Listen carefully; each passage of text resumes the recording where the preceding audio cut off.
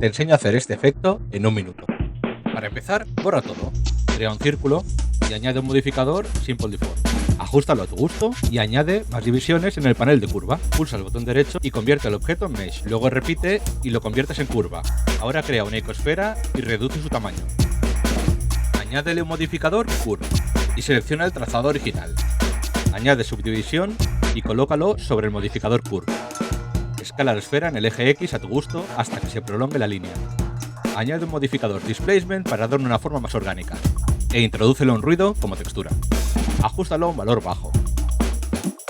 Crea un fotograma al inicio en la localización del eje X, desplaza la esfera en este mismo eje y convierte los fotogramas a vector pulsando la tecla V en la línea de tiempo, con los fotogramas seleccionados. Ajusta los valores anteriores para obtener resultados a tu gusto. Previsualiza la animación y listo. Déjame un like y sígueme para más contenido comprimido.